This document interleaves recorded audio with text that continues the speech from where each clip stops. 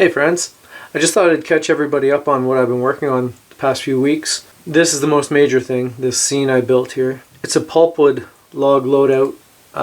They had a bunch of them along the Algoma Central. Some were larger than others. And this one's just a little one-track log loadout. Show you the extent of the scene. Then we can talk about what I did.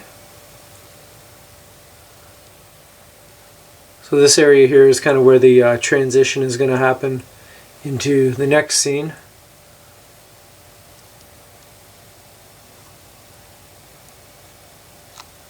I got my little, I got a little temporary station in down there.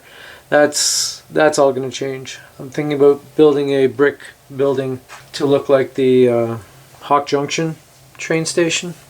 I'm thinking about that.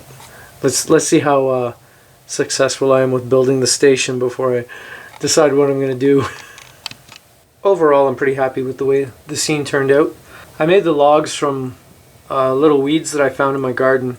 I was just, pulling weeds, and I found these dried out ones, and I realized that, hey, they're not hollow. I know I've got a few in here that are hollow. They snuck in somehow, but no, I realized these aren't hollow, and they'd make pretty good N-scale logs. So I've collected a whole bunch of them over the last 2 falls. Yeah, I've been collecting these twigs.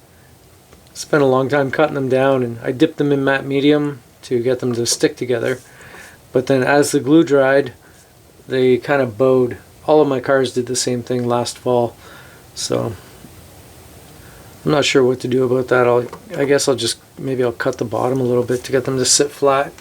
Or disguise it with a little bit more ground cover, maybe. I don't know. It's an active area, so it's not like there's going to be bushes and grass growing in there. For the ground, I used a Vallejo Diorama FX earth texture. It's a little darker than I wanted, but I think it works. I could, this is weathered. I could weather it a little bit more to lighten it up a bit, but yeah, I think this works. I'm pretty happy with the scene. I'd like to get a log truck in here to represent the truck that's being unloaded. And I like to keep my little dozer there back behind the cars.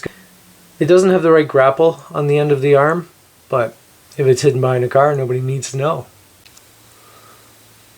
I've left some debris on the other side of the cars from where they're getting loaded, from stuff that's fallen off or whatever. I've tried to represent bulrushes, I guess they're called, with a little bit of brown paint on this longer grass. It doesn't look so good from up close, but I think it's a little better from a more normal viewing area. You're not going to have your nose right into it, so I don't think it's too bad. And the backdrop, it's just a bunch of pictures that I kind of used.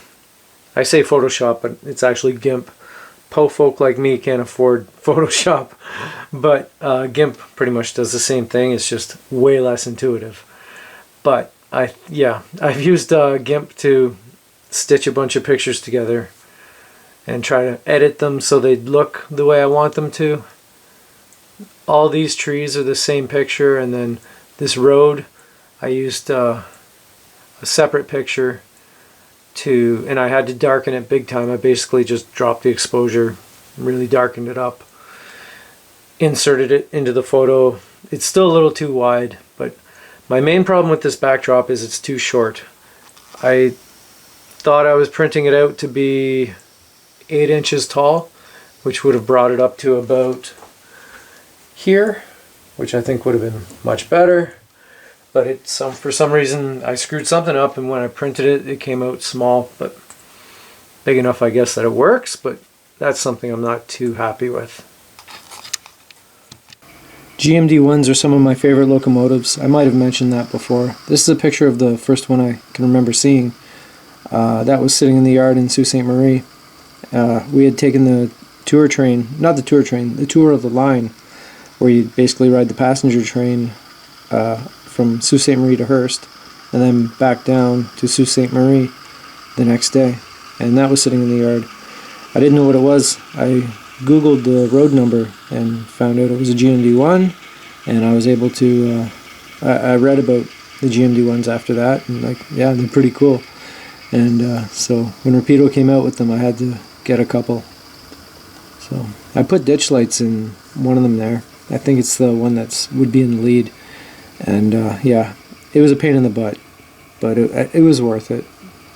The frame is metal and it was difficult to drill through. Yeah, there you go. You can see the ditch lights. So yeah, the channel's grown a little bit lately. I don't know what I did if I did anything, why. Maybe the algorithms suddenly aligned and brought my content to more people, but I picked up maybe, I don't know, 6 or 7 new subscribers over the last few months. And I know to the big channels that's not a big deal, like whatever. They probably lose that many in a day and don't even notice, but to me that's a big deal. I didn't start this channel as anything more than I want to share what I'm working on. I don't really have people down to the basement to see my layout, or I used to post on the internet forums, the Railwire and the old Atlas board. I still check the Railwire every day, but I don't really interact very much. But yeah, there. I always say but, eh? You notice that? I edit that out a lot of videos, but yep, I just edit that out. I annoy myself sometimes. Anyway, I am grateful for the subscribers. It's yeah, you know, everyone dreams of, oh, what if one day I make it to the 1,000 subscriber threshold and you get the watch time hours you need to monetize, and oh boy, I'll be getting money for this. And that's not really a goal for me. It seems so unachievable. It's not a goal. I don't want to turn this into a job. I don't want to feel like I have to release content once a week or whatever. It's just, if it grows up high, that's great. It'll happen organically. Just people finding the channel and following along. But I did have a video on my other personal channel. Back in the early days of YouTube, I set up a channel just for my family videos and stuff. And I put a video of my layout on there, and it got 250,000 views or something. I forget. It was like nuts how popular that video was. And I actually have it on this channel. I moved it over to this one. But on that other channel there, they sent me an email and said, oh, you can monetize this. And like, I didn't know what it meant, but okay, we'll go along with that. And I started watching it, like tracking it, and that video got up to, I think, $70. But unfortunately, I think YouTube doesn't send out a check until it reaches $100. I'm not sure, but that's what I understand anyway. But they changed the rules on what can be monetized before it reached $100. I never got a check anyway, let's put it that way. It's still sitting there saying it's at $70, but yeah, they changed the rules and it's not monetized anymore, but that's fine. It was never a goal, and even with this channel, it was never a goal. I just started this channel to start sharing what I was working on with a wider audience. Maybe getting some advice from other people. I also started this channel so I would have all of my model railroading and railroading content in one place. My other channel's kind of all over the place with, you know, family videos or things I've done with the car, whatever, car shows. So this one's just model railroading, and I plan to keep it that way. But I just thank you, I guess, for all the people that have subscribed lately, and welcome to the channel.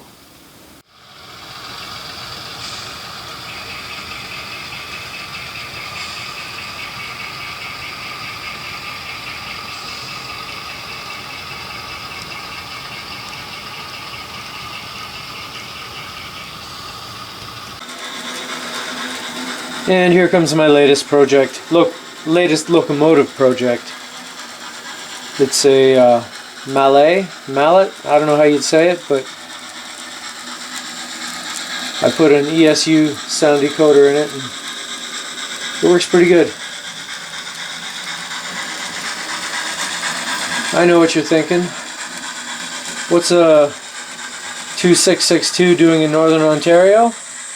I don't know either, but I liked it, so I bought it. Want to see it come around again? Here it comes again.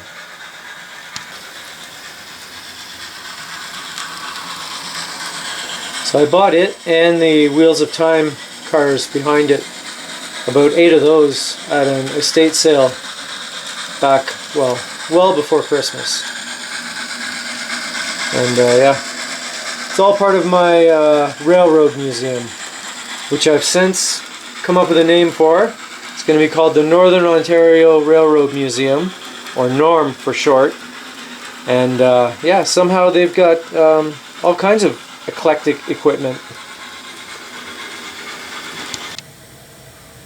There, we'll park it here where there's some slightly better light and talk about it. It's a Bachmann Spectrum. It's I believe there was a few runs of these, like at least 2 runs. This is from the earlier run. It wasn't too bad to do. The decoder and speaker are in the tender. I had to cut out a bit of the weight for the tender to make it fit, but a Loc Sound micro fit in there pretty good. And yeah, it doesn't pull that great, but whatever. It'll pull my little passenger car train around. Part of the problem, of course, is my helixes. They're fairly steep at between 2 and 2.5%. So on the flat, obviously it'll pull probably all 8 of my cars, but yeah, up the hills, not so much. And yeah, I feel like I'm pretty much done buying steam. I wanted it articulated like this. The big boy, they're gorgeous. Both the Kato and the Broadway Limited locomotives are really nice, but I just can't justify that much money. But yeah, this thing, I picked it up at an estate sale. It was like $75, and it ran on DC. It was pretty good. Put the decoder in it, and yeah, I didn't screw anything up, so it runs pretty good. It was pretty straightforward, like I said.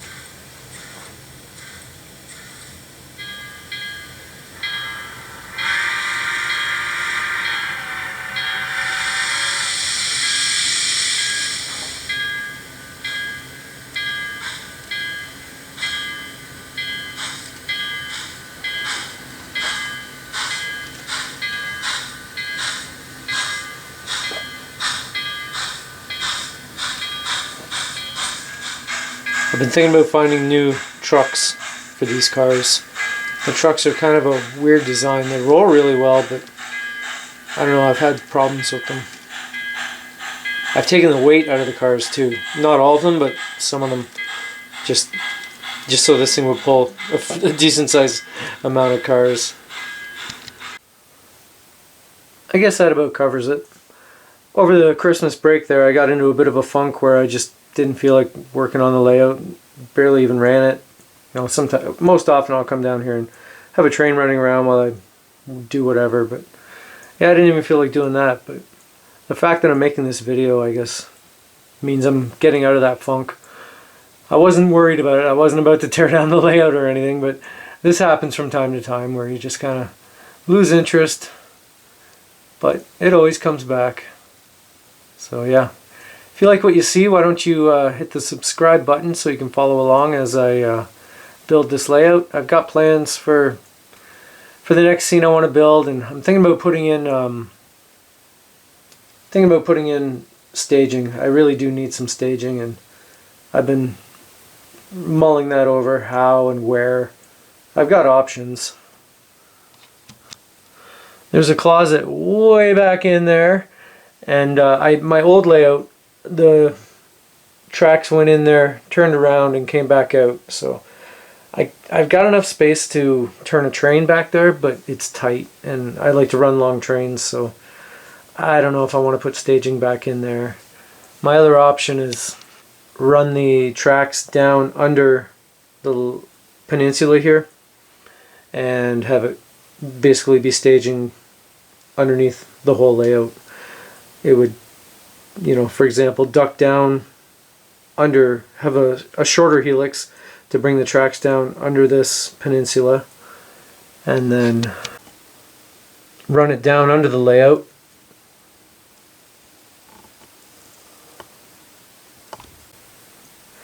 yeah, have it pop up underneath this peninsula. It'd probably come up joining somewhere inside that tunnel there. It's not actually a very long tunnel, a few inches, but coming up, and staging would re-emerge through this track here.